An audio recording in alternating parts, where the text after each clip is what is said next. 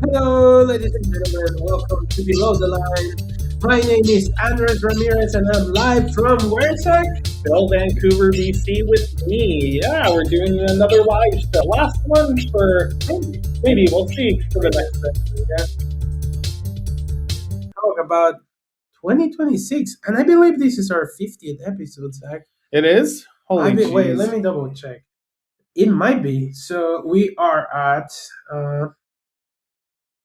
Yeah, this would be our 50th episode. Holy. We've been doing this 50 weeks. How does that feel, Zach? We're almost at a year, like 2 more until we started this back in February of 2025. Well, we started reviewing Captain America. What's his name? Brave New World. Brave New World. Yeah, that was our first review. Man. And funny enough, 8 months later, they made him outdated because the real Captain America is coming back. I mean, they kind of already made him outdated with Captain Carter. If you've watched Multiverse of Madness and What If, like, no offense, she's appeared more often than he has. Sam Wilson. Yeah, poor guy. Well, he's better as Falcon. Yeah, no, He's a better Falcon. How long do you think it would take him to give him the shield to Steve Rogers? Probably end of Doomsday, beginning of Secret Wars. But we'll see. You can only guess what's happened. Are they gonna call Steve Captain or Steve? I don't know. Like, hey Cap, hey Cap. Are they gonna do the Spider-Man meme where they just point at each other? Unless they do something like comics where he takes on another identity, but we'll see. Oh, Captain Hydra. Yeah. Oh, I hope not. I hope not. Like, they damaged the brand a lot. Yeah. But that's jumping ahead to probably the last big release of 2026 because there's a whole plentiful leading up to that. Before we do that, what is your favorite movie of 2025? Oh goodness, that's a tricky one. Oh man, 2025 was interesting that I saw a lot, but not enough for me to be like, oh yeah, that was my favorite or this was great. Mm-hmm. I'd say some of my favorites were Zootopia 2. $1 billion? Yep, highest grossing Hollywood film of the year. Maybe it'll surpass Niza 2. I doubt it, but there's always, a chance. How far is it from that? Like 700 million away. I mean, it's a big hit in China, Zootopia 2. If a country can make that happen, it is China. Yeah. Another one I really liked was, I liked Roofman quite a bit. It was a fun comedy. Mm-hmm. Do you think he'll be nominated? Channing Tatum? Yeah. No, there's too many other actors. Yeah. Sinners was another great movie. Horror in general I really liked. So I don't think I really had a favorite for 2025. It just kind of a lot of good movies that I saw. And a lot of bad ones. Yeah, there were a lot of terrible ones. Ironically, also in the horror genre. War of the Worlds and the Amazon commercial, The Last Conjuring. The Amazon advertising. Yeah, War of the Worlds with Ice Cube. Ice Cube. With that being said, though, 2026. I mean, well, let me say my favorite one. Oh, of course. Well, before that, I'll just say 2026. I am looking forward to more, even though 2027 is kind of where I'm looking for favorites because all my favorite franchises are coming back that year. 2027, boy, if we make it out. Oh yeah, no, that is like Superman, Batman, Secret Wars, Shrek, Ice Age. Fair enough. There's a lot coming out, but that's not to discredit 2026. For me, my favorite film of 2025 was Blue Moon by Richard Linklater, starring Ethan Hawke. I think if the Academy plays it like, okay, he's an actor that has been in the business for a while, I think he should win Best Oscar for Best Actor. Mm-hmm. I think Timothy has a lot of hype, and yeah, he's a genius marketing guy. Schwab! And with the corroded orange or whatever. But I think Ethan Hawke's performance in that film carries the film. And I also like the French New Wave film, also directed by Richard Linklater, about Jean-Luc Godard. Two really good films. He just keeps hitting with the good films. So, yeah, that nobody gets to see because nobody cares about Richard Linklater. I think, School of Rock, and I think he deserves a little more credit for his Before trilogy and Boyhood and Dazed and Confused. He's not a mainstream director, that's what I meant to say. No, he's definitely the art house indie king. Yeah. But there's not a lot of those left. Sadly, no. But 2026, I mean, we're just going through kind of most anticipated. I'm looking at like month to month. And just to confirm, these are like American films. We're not looking at worldwide cinema quite yet. That would be Cannes and stuff like that. Yeah, that'll be like, oh, this film once we delve deeper into that. Well, once the film festivals announce their lineups. Yeah. I mean, the only lineup confirmed for now is Sundance. Mm-hmm. But Sundance is also very American. Yeah.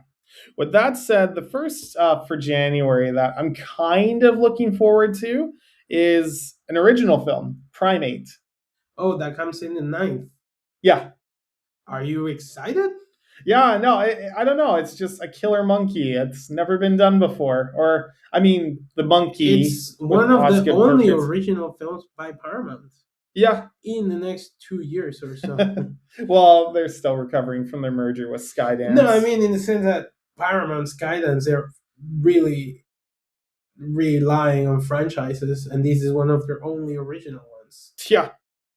And then outside of that, there's Greenland. Yeah, I'm surprised that got a sequel. I mean, Gerard Butler, he's a good actor for those type of movies. He's reliable, definitely. And then another sequel comes out, which, oh boy, 28 years later, The Bone Temple. Do you think it'll deliver? It's made by Nia DaCosta, which I met. She's actually a really nice person. I met her at Tribeca this past year. I was going to say this year, but that's not longer, 2025. But she definitely has a vision and a strong personality as a filmmaker, especially when she explains herself. But were you a fan of 28 Years Later, the one that came out in 2025? Was it 2025? Yes, well, we talked about it during the summer. I forgot about it. I liked the beginning, and I liked close to the end, but the final few minutes really derailed it with how stupid things got. But this is supposed to go in that direction. I know, so no, for that. I'm curious to see with more professional cameras how it'll look, because this one was not shot on an iPhone.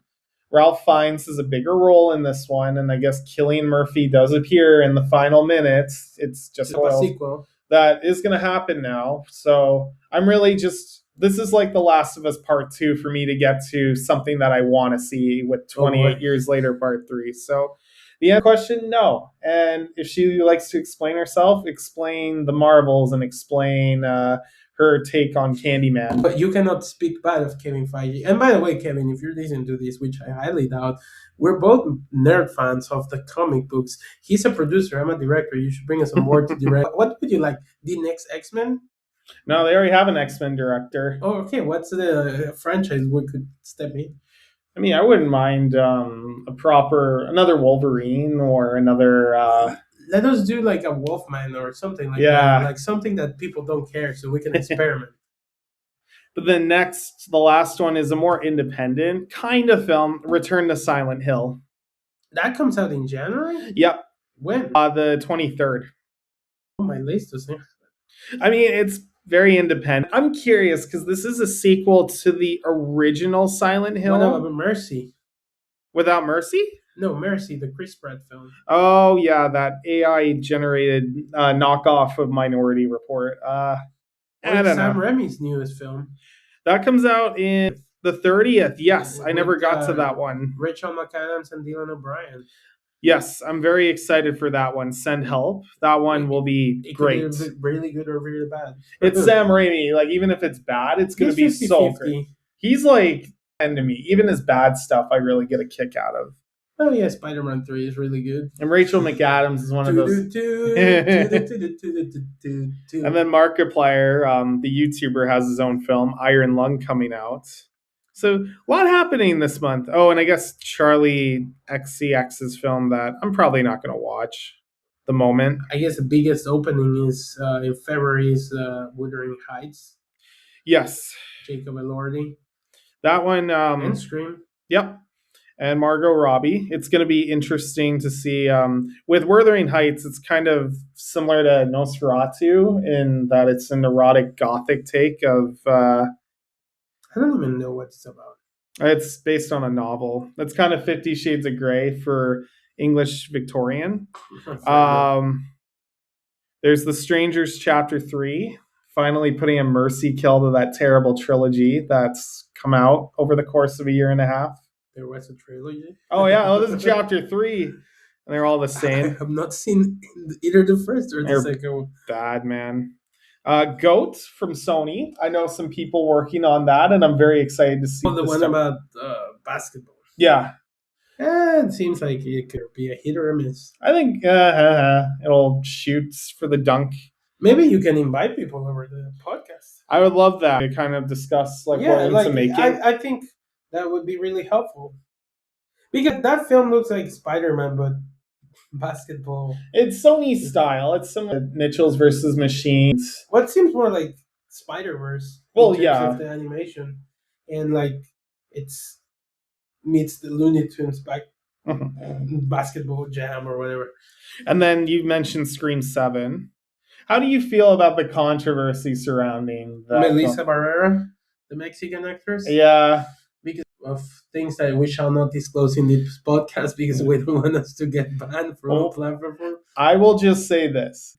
I don't think she's a good actor at all. I think she's pretty terrible. Well, I know people that know her. She was from a place she's a few years older than we are, like 5 years older, and she went to my high school. Oh, well, there you go. So I know people that know her.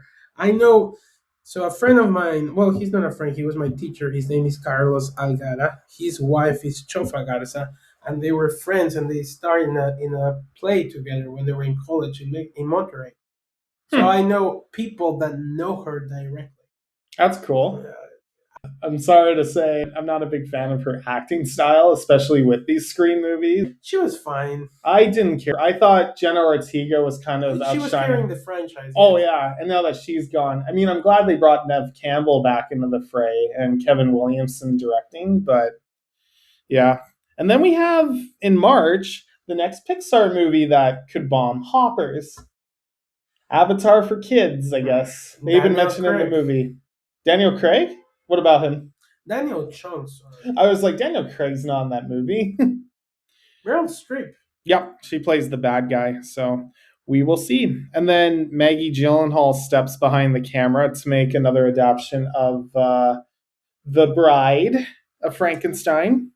Oh, this is the Christian Bale version. Yeah. And then I feel that's gonna flop. Yeah, probably will. And then Colleen Hoover, again, who's making her known as the new Nicholas Sparks, has another film. That probably will do very well. I don't get it. Like, these movies are so toxic and they're just not healthy. Like, these relationships she's doing, like... I mean, the one about the movie theater with, what's his name? The one that came out this year. Regretting You? It was not. That was terrible. It was an enjoyable film for what you pay for. If you say so. And it was better than It Ends With Us. Yeah. Oh, yeah. Everything was better than that movie. Was garbage. Well, to be fair, the drama behind It Ends With Us is better than the actual movie. It never ends, apparently. Think about this. It cost Blake Lively's career, Justin Baldoni's career, and maybe Ryan Reynolds' career, and he's like Mr. Canada. I mean, that John Candy doc he did, what was it called? John Candy. I'm John Candy. Oh, yeah. And then Phil Lord and Chris Miller are back behind Project Hail Mary? Yep, based on the novel. I'm excited to see Ready or Not. Here I come. Yes, I was a little bit on fence, but seeing the trailer is like, oh, that's going to be a lot of fun. The first Oscar clickbait is the drama. You think so? Well, starring Robert Pattinson and Zendaya. Oh, yeah. I'm actually excited for that. The toxic couple they're going to play, especially because he's in Dune Messiah or Dune Part 3. I mean, he's going to be in a lot of big movies this year. Of course he is. Before that, though, is the biggest animated movie of the year, the Super Mario Galaxy movie. It could make $1 billion. It will make $1 billion, especially if they have Yoshi in it. And from what I've seen, I'm a big fan of that game. Brie Larson. I actually don't mind. She's well casted. Yeah, that was a well cast. She's well casted. If it is going to lead to a Metroid film with her, I'm okay with that. Even Benny Safdie as Bowser Jr., I'm curious to see. We were talking about him last episode. Lee Cronin is doing a Mummy film. Is that coming out this year? In April. With Brendan Fraser? No, that's the Radio Silence one. That's the year after.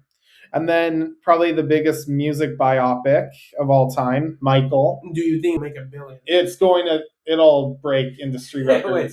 Do you think it'll make $1 billion? I will. I guarantee it. If the certain files come out. Oh, well, they've already shown his picture in them. But we don't know the context yet.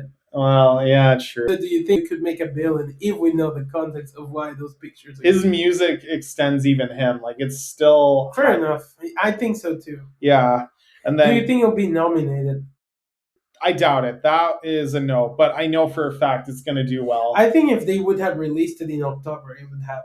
Yeah, but they had to delay it because they're rewriting the third act and reshooting it because they shot material that... Is it based on the play? No, it's based on his life.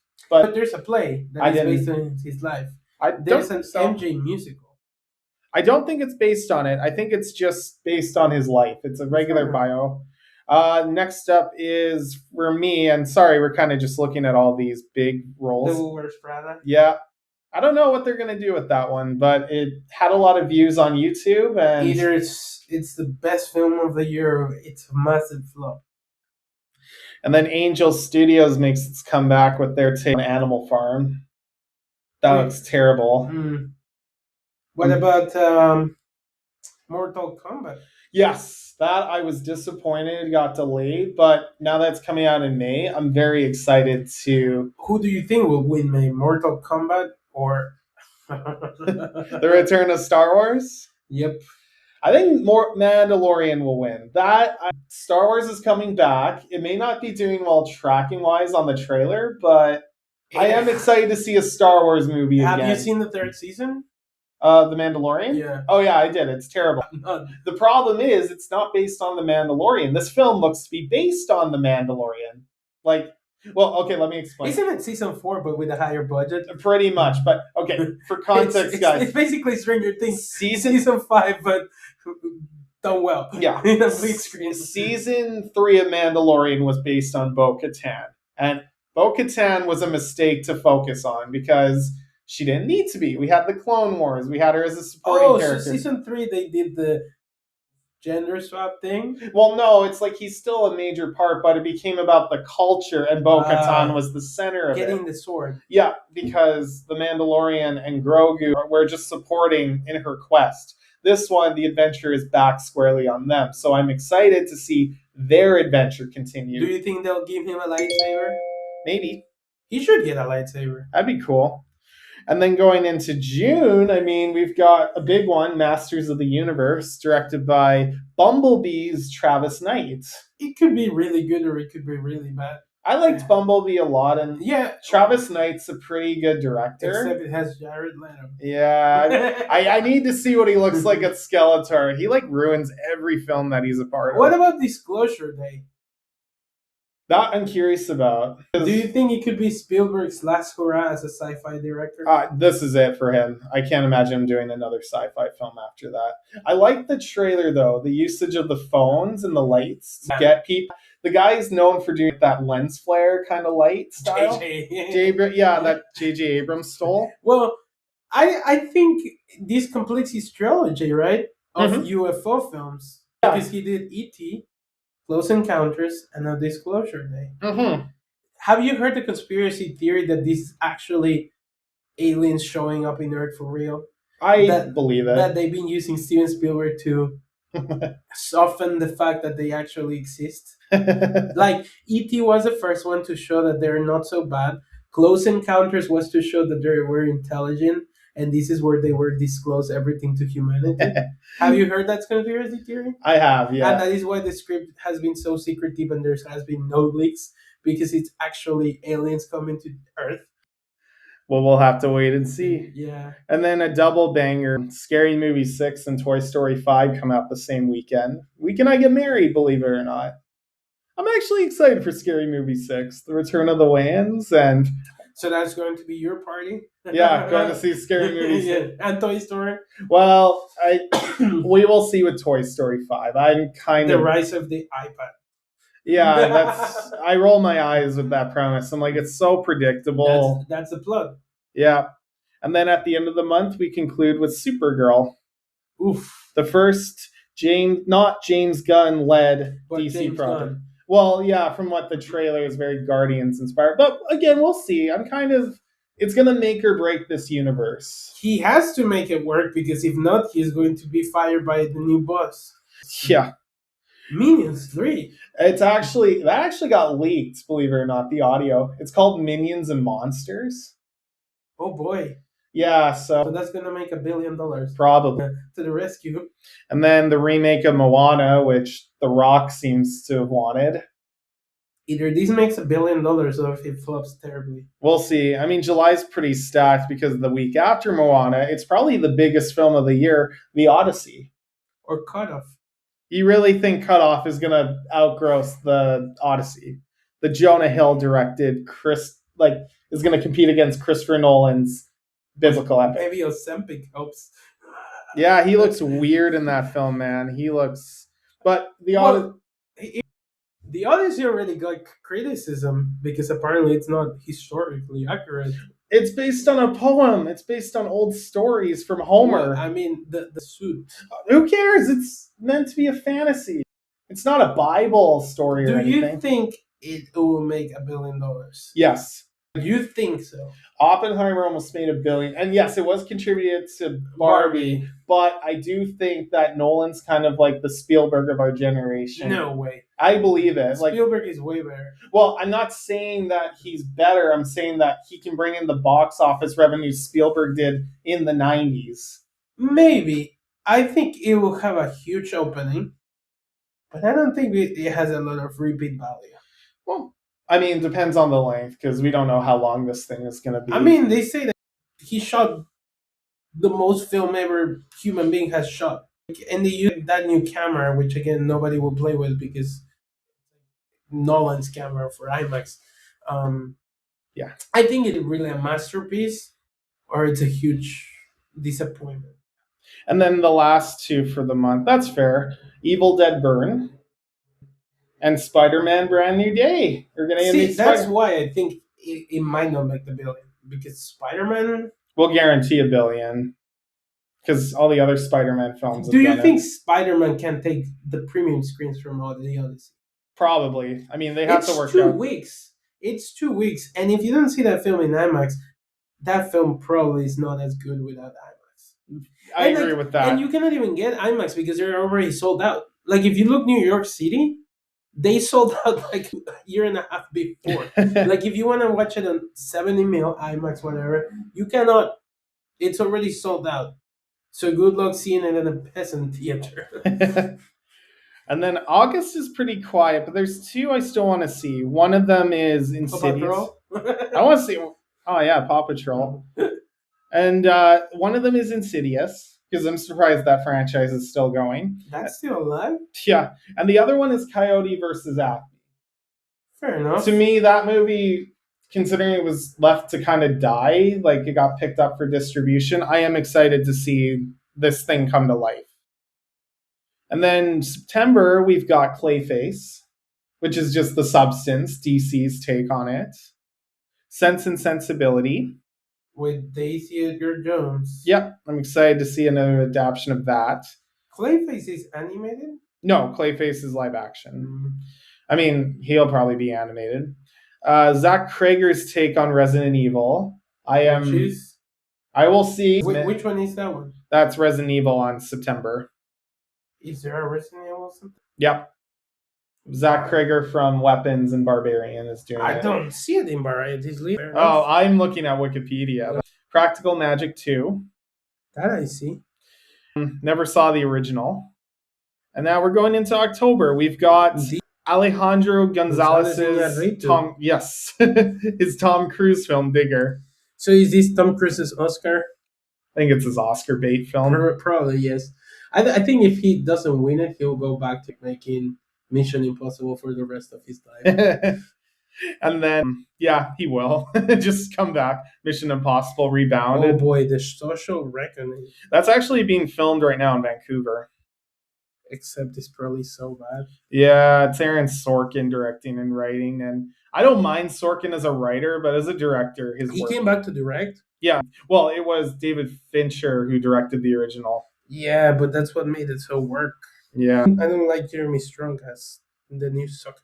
yeah, that I'll admit is gonna take some time to get used to, but I think he's got good clout with Succession and The Apprentice, so we'll see.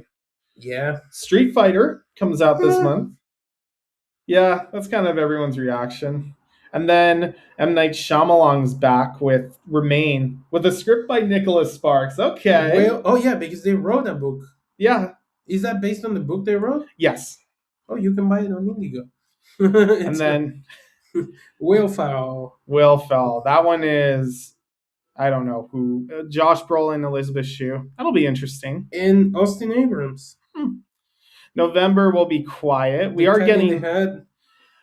I am very mixed. I know it's like the sixth most anticipated film, apparently, but I don't know. It just looks pretty lame. The Hunger Games, the prequel of the prequel. That has everybody coming back for some reason. They have Johnny Depp's Christmas Carol come out that month too, with Ty West directing. Good for him. Yeah. Fokker and Law. That's the fourth in the Meet the Parents series. I actually have a lot of good memories with the first few. Hexed by Disney. Either that flops or become oh boy, and then Narnia. Oh, Madden with David O. Russell film. Yeah, I'm skipping that one. I will never see a David O. Russell film again. He doesn't deserve any what he gets. He's a dick. He's just, every director. This one is like verbally and physically abusive. Like he is not pleasant. He doesn't deserve like his career, in my opinion. Well, it was thanks to Janet Grillo, his ex-wife. Yeah. Who produced his earlier films. She's a wonderful teacher. Shout out to NYU. Nice. And then December, a big month for movies. Wait.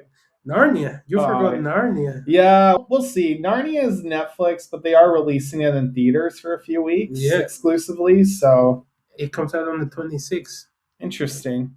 I'm excited though to see what Greta Gerwig. Either this confirms Greta Gerwig is a phenomenal director, or she was extremely lucky with Barbie. I think. Well, even leading up to it, Lady Bird and Little Women. I think those were indies. I'm talking as a blockbuster film. Well, I think she proved herself with Barbie personally.